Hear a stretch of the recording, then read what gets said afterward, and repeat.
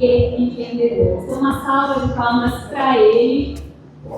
Morgan, bem-vindo. Obrigado, boa noite. Muito obrigado.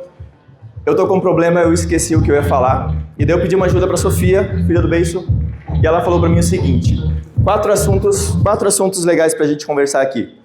Bobbie Goods, Capivara, Stitch e, claro, Labubu. E são assuntos que eu quero que você saiba que eu domino totalmente, porque eu tenho uma filha do mesmo tamanho que você e ela fala sobre isso o dia todo. Então esse vai ser o assunto da nossa palestra. Brincadeira, mas na verdade eu tenho um problema bem maior que esse, que é o seguinte, e nesse problema eu vou precisar muito da ajuda de vocês. Acho que foi em maio, aproximadamente, que o Beiso mandou uma mensagem para mim, mais ou menos assim. A mensagem não tinha bom dia, não tinha aí cara, tinha só bora palestrar? E daí eu falei, bora. Daí ele falou, legal cara, 28 de agosto, anota aí. E eu falei, fechou. E eu falei, onde vai ser? São Paulo, Filmicom. E eu, putz cara, animal. Eu fui no Filmicom há 12 anos atrás e eu fiquei amarradão. E a oportunidade de estar aqui agora para mim é uma grande honra. E daí depois disso eu fiquei pensando na minha cabeça assim, 28 de agosto, 28 de agosto. Esse dia me diz alguma coisa, só que eu não lembro exatamente o que é. E daí, por uma questão de documentação, eu peguei em dado momento, meses depois, a certidão de casamento da minha esposa e minha. E lá dizia o seguinte: Jackson Morgan Moser, Cristina Camila Marques firmaram compromisso matrimonial em 28 de agosto de 2015, exatamente 10 anos atrás. Só que tem um problema, ela não pôde estar aqui. Então é aniversário de 10 anos de casamento e eu não estou vendo minha esposa. Por conta disso, eu vou precisar de uma ajuda muito grande de vocês. Porque, de certa forma, eu vou ter que fazer isso valer muito a pena para mim e vai ter que valer muito a pena para vocês também. Vou conversar com vocês sobre o seguinte.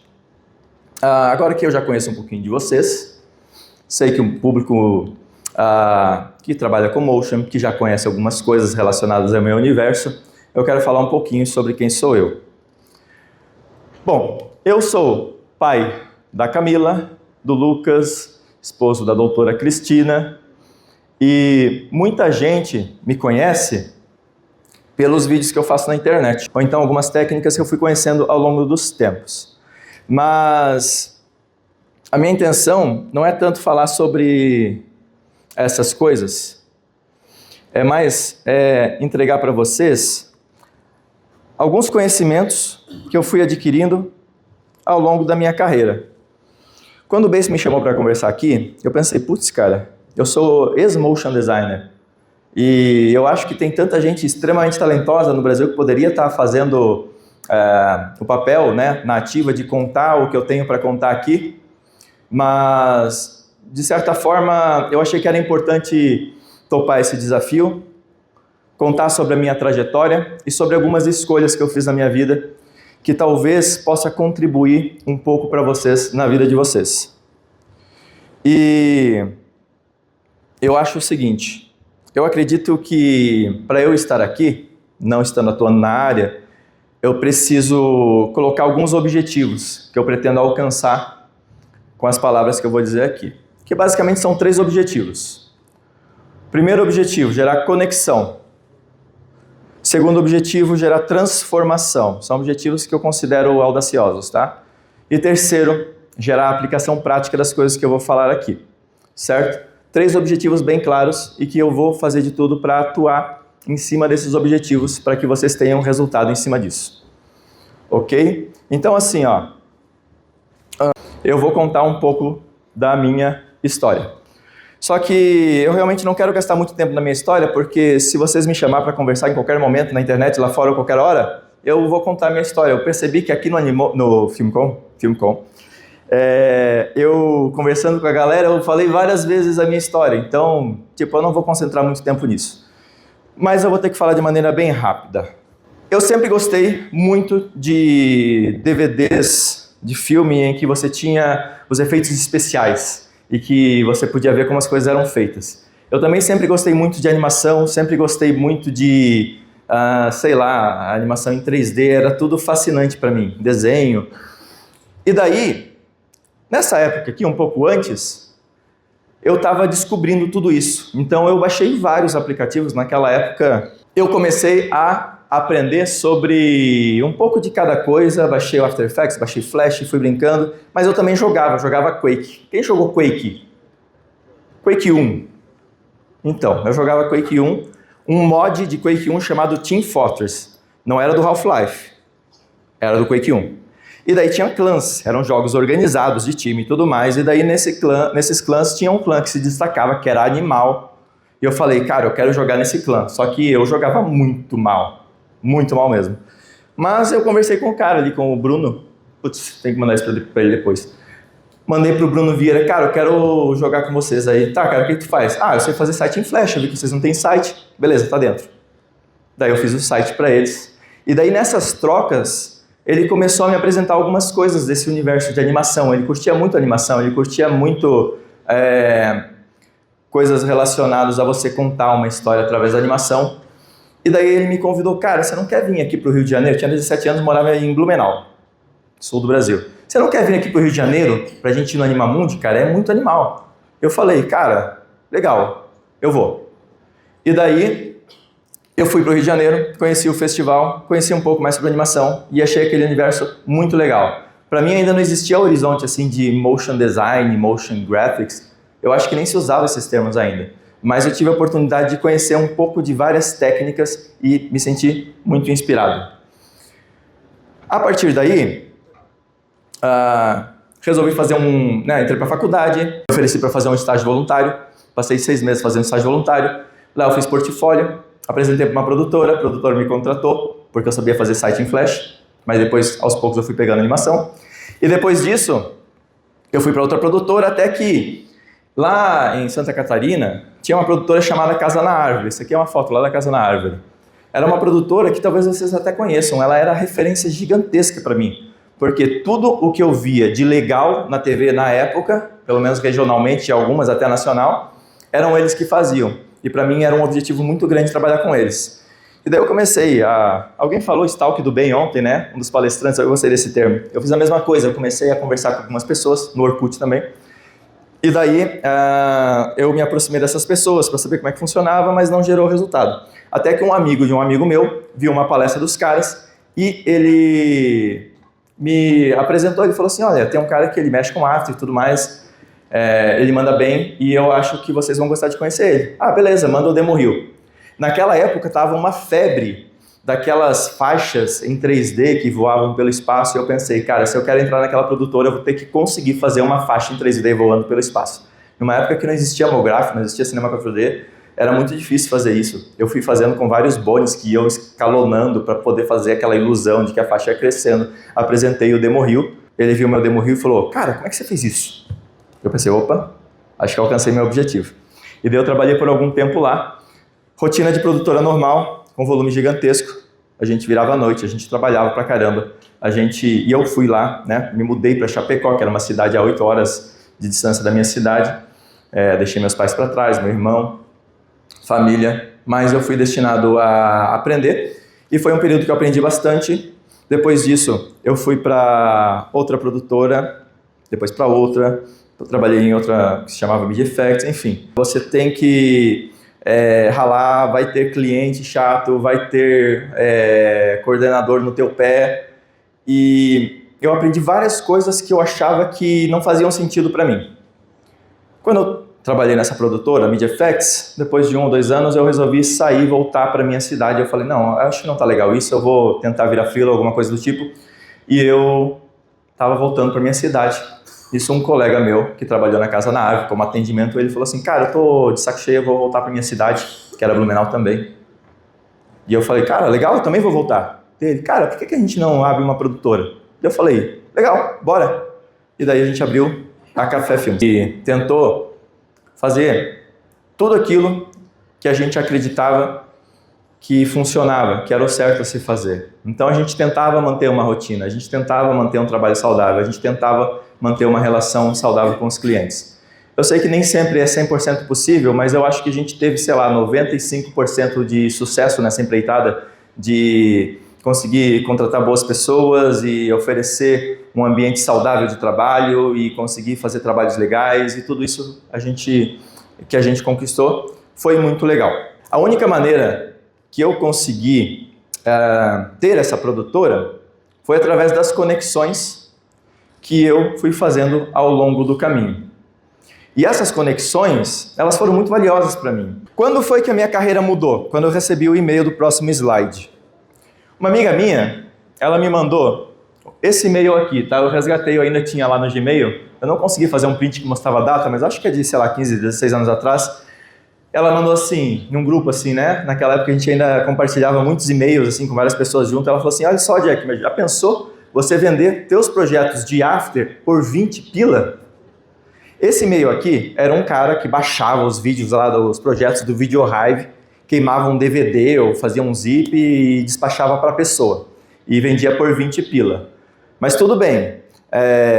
O que me chamou a atenção, eu até ignorei, porque eu sei que é pirataria, o cara é maluco, enfim, mas daí eu cliquei nesse primeiro link aqui, ó, que falava VideoHive, e daí eu entrei num site que tinha, sei lá, 3.000 projetos de After Effects, e eu pensei, cara, VideoHive é a maior produtora que eu já vi no mundo, porque eles devem contratar centenas de editores para eles, para ficar produzindo conteúdo, e eles botam à venda, e eles monetizam isso, e essa ideia é sensacional. Só que eu não quero trabalhar para eles. Nesse momento eu já tinha minha produtora de vídeo, eu estava milhão, e eu tive essa impressão, pô, o VideoHive é uma produtora, os caras fazem e vendem. Mas daí, tempos depois, eu entrei de novo no site e eu vi lá, Become an Author, se torne um autor. E eu percebi que, na verdade, o VideoHive é um lugar onde você pode colocar o seu projeto de after. Você pode colocar o seu PSD, você pode colocar a sua trilha sonora. É um banco em que você pode se tornar autor. Hoje em dia é bem mais difundido, né? Na época, sei lá, eu nem imaginava a possibilidade disso. E você cria seus conteúdos e você coloca à venda. Eles vão ter uma porcentagem, você vai ter outra porcentagem. E daí eu comecei a zapear no VideoHive, e daí eu vi assim, pô, tinha um projeto lá.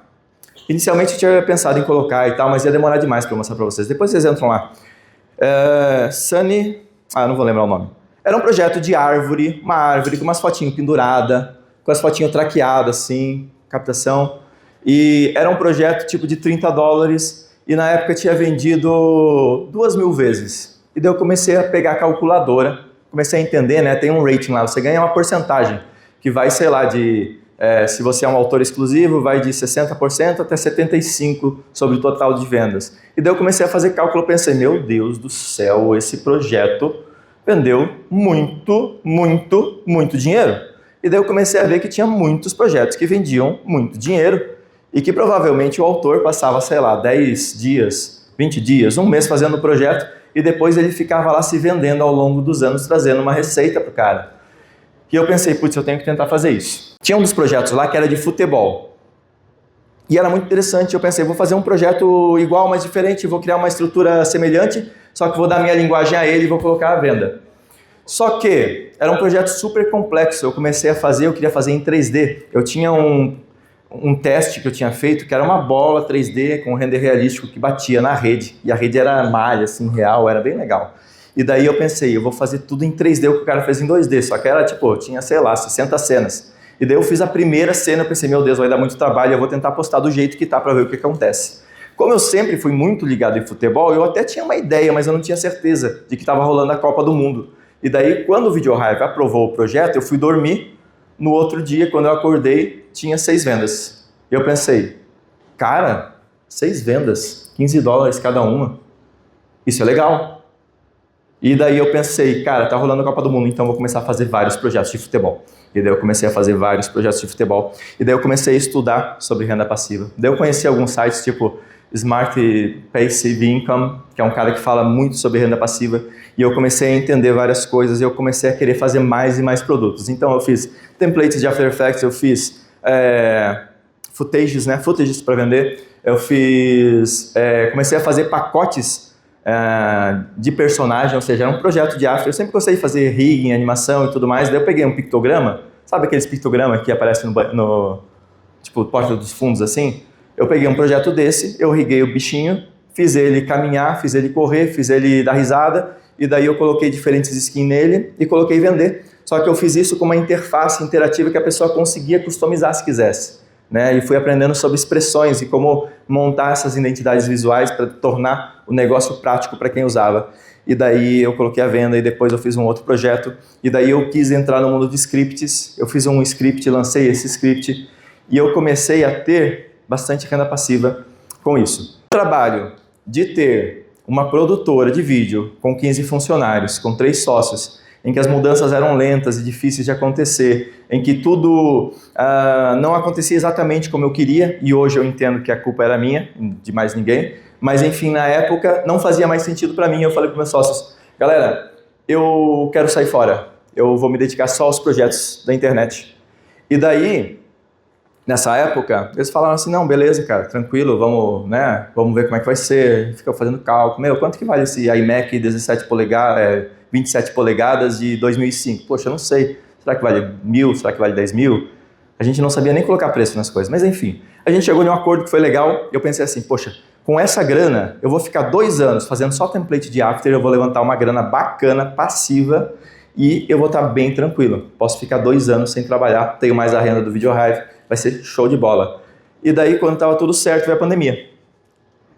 E daí, com a pandemia, eu pensei, puxa, cara, eu não posso sair agora. A gente trabalhava para varejo. A gente atendia praticamente todos os comerciais de TV do velho da van. A gente que fazia os 3Dzinhos e tal, as ofertas, enfim. A gente tinha muita pegada de 3D e muita pegada de varejo. E da noite para o dia, eles fecharam todas as lojas, não tinham mais dinheiro para verba nenhuma de produzir nada, e naquele momento a gente teve que torrar todo o caixa da empresa para segurar os funcionários, porque a gente não podia deixar eles na mão. Depois de 6 meses, quando o negócio estruturou um pouquinho mais e começou a abrir algumas coisas, a gente retomou as conversas e daí a gente deu continuidade. Eu saí da empresa, mas saí com um valor bem menor, e daí nesse momento eu percebi que eu podia só ter 6 meses talvez de trabalho tranquilo. Porém, com aquele dinheiro, né? Porém eu tinha uma segurança, porque eu tinha a renda passiva do VideoHive, e isso me ajudava. Em retrospectiva, eu fiz esse cálculo para a gente ter uma ideia do que pode ser feito através desses trabalhos paralelos. Em 2014, com os produtos, aqui são as diferentes fontes de renda que eu tinha, tá? Então tinha o VideoHive, depois surgiu o Elements. Isso aqui era o Gumroad, que eu ia postando projetos para as pessoas baixarem a qualquer valor no YouTube. As pessoas baixavam, deu $2.000. E esse aqui é o meu script no iScript. Deu um total, ao longo de 10, 11 anos, ou 9 anos, não lembro, $214 mil. Esse é um valor bruto. Isso corresponde a, pode passar para o próximo, aproximadamente R$1.073.000. Tem uma parcela de imposto que eu não consegui calcular, seria um pouco menos que isso, mas deu uma média aproximada. Claro que não foi todos os meses assim, foi meio que assim, ó, teve um pico e depois foi reduzindo. Passa para o próximo, R$9.000 por mês.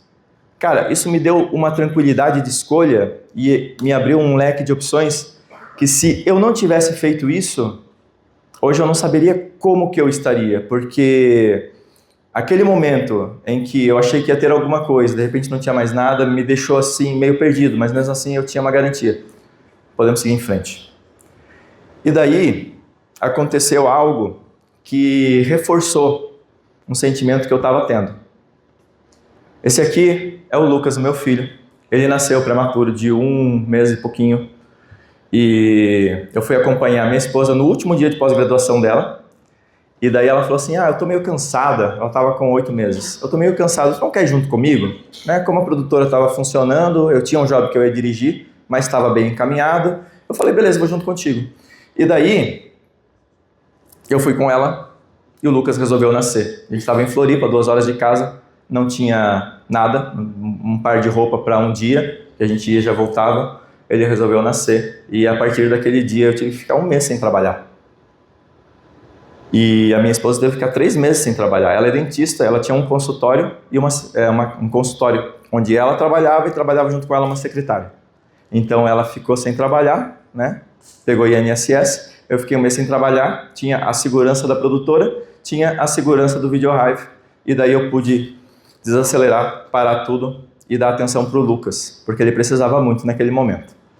Essa foto para mim ela é muito impactante e traz muitos gatilhos emocionais. Hoje ele é um menino lindo, tá? Eu falo que ele nasceu que nem um menino mendigo.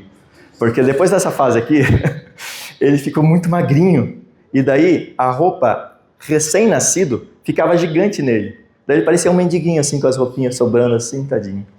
Mas era muito... Foi uma fase em que eu percebi e comecei a ter certeza de uma coisa. Vamos fazer uma reflexão.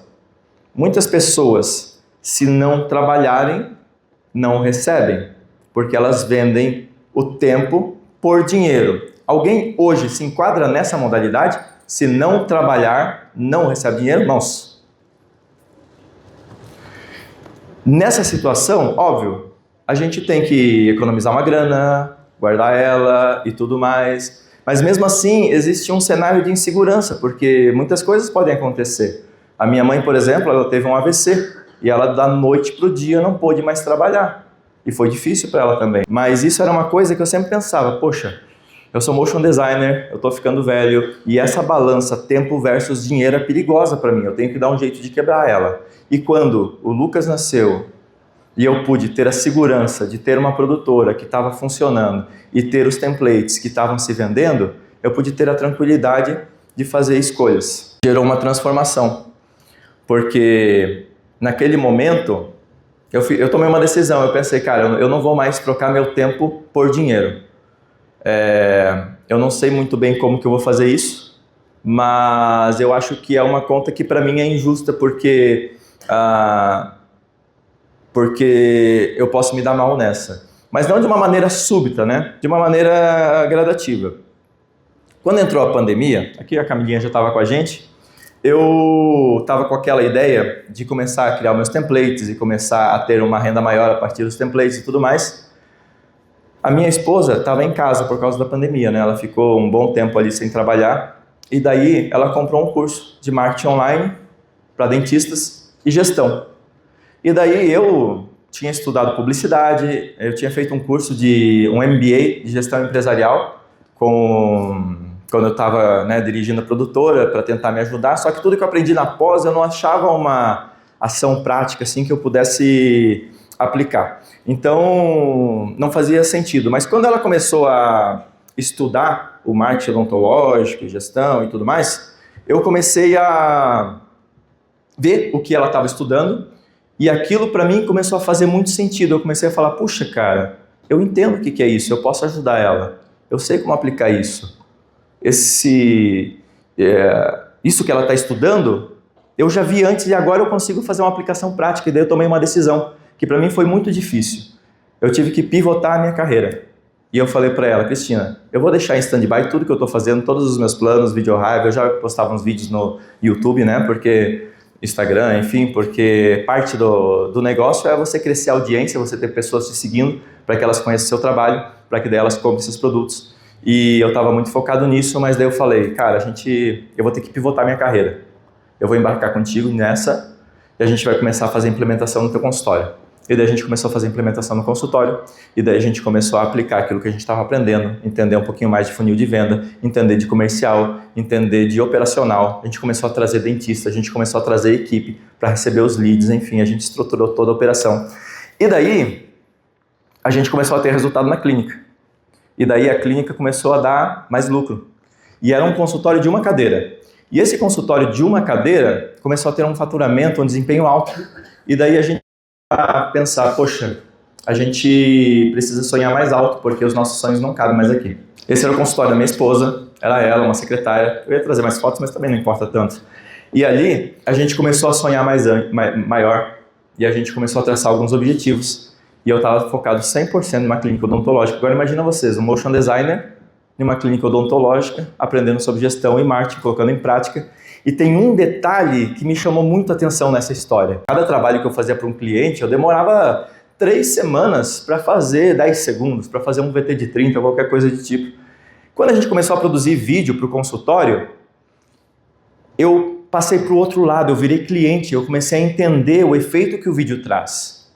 Então, assim, eu já fui, sei lá, funcionário, eu já fui freela, eu já fui dono de produtora, não fui agência, mas eu virei cliente e eu comecei a estar do outro lado e eu percebi, cara, eu não vou investir dinheiro em motion, eu não vou tentar fazer nada disso, eu vou desconstruir tudo que eu sei, fazer o vídeo mais simples possível, que traga o maior resultado possível, que para nós, o que a gente entendeu naquele momento, é que a gente precisava de lead, uma pessoa que veja um vídeo e clique nele e queira saber sobre implantes dentários. E esse vídeo, naquela época, era feito com celular na mão, né? Na verdade eu gravava a minha esposa. No começo eu tentei fazer umas coisas elaboradas, fazer assim, fundo branco, lettering passando por trás, diferenciação, mas assim, a gente demorou tipo 3 semanas para fazer 2 vídeos. E daí a gente percebeu que na clínica a gente precisava de cultura de vídeo. E essa cultura de vídeo precisava ser, sei lá, 1 a 2 reels por dia e precisava de stories toda hora. E daí a gente percebeu que o formato tinha que ser totalmente desconstruído. A gente estava na era das trevas da publicidade. Câmera na mão, passando o texto e conseguindo resultado. E a partir disso a gente conseguiu ter resultado através dos leads e tudo mais. Hoje a gente conta com uma clínica com 5 cadeiras odontológicas, tecnologia de ponta. A gente é motion, né? A gente olha para isso e a gente não entende muito bem, mas é como se fosse, sei lá, cara, tivesse os melhores computadores, as melhores oportunidades lá dentro. Tipo, os dentistas veem aquilo e acham um paraíso. Por quê? Porque tem tomógrafo. Tomógrafo é um negócio que passa aqui assim e faz teu crânio em 3D. Tipo, eles acham, tipo, para eles é um universo que lá em Gaspar não tinha nenhuma clínica que tinha tomógrafo. Scanner 3D, tu bota o negócio na boca aqui, o dente sai em 3D na tela, isso é bem legal, tá? A boca sai na tela, daí você vai lá, desenha o dentinho no Blender e daí imprime, bota na boca do paciente. Tipo, isso para eles é surreal. E isso a gente conquistou juntando esses esforços. Então, eu tive que parar a minha carreira por um tempo, estacionar totalmente, colocar esforço naquilo que eu acreditava, para daí ter liberdade para fazer o que eu mais gosto. Seja lá o que for, o que você mais gosta, pode ser que seja trabalhar com um projeto específico de motion, pode ser que seja ficar com a tua família, ter tempo, poder acompanhar, poder estar presente, enfim, independente da sua realidade. Adoro vaga arrombada, porque eu acho que quando alguém vê uma vaga arrombada, tem as pessoas que olham para aquilo e pensam assim, puxa, cara é explorador, o cara só quer ganhar dinheiro, e tem um cara que olha para aquilo e pensa assim, pode ser uma oportunidade.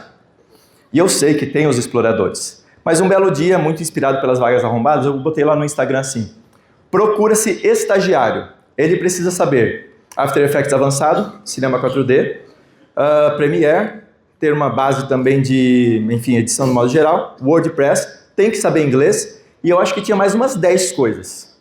E aquele post, aquele story, aquele Reels, ele foi muito longe, ele viralizou bastante, mas algumas pessoas vieram conversar comigo. E uma delas foi o Marco. Ele falou assim, eu não lembro o que ele falou, mas foi algo do tipo assim, eu senti assim, cara, ele não sabe tudo isso, mas ele tem a intenção de aprender tudo isso. Ou pelo menos se aprofundar em algumas dessas áreas. E daí ele começou a trabalhar comigo como estagiário. E no momento que ele começou a trabalhar comigo como estagiário, eu vi, cara, esse rapaz aqui ele vai longe.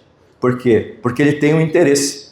A nossa parceria foi bacana, ele me ajudou a desdobrar vários projetos no VideoHive. E hoje ele é freela, trabalha em uma grande empresa e está assim, ó, em uma carreira em ascensão. Daqui a pouco a gente vai ver ele aqui em cima com certeza.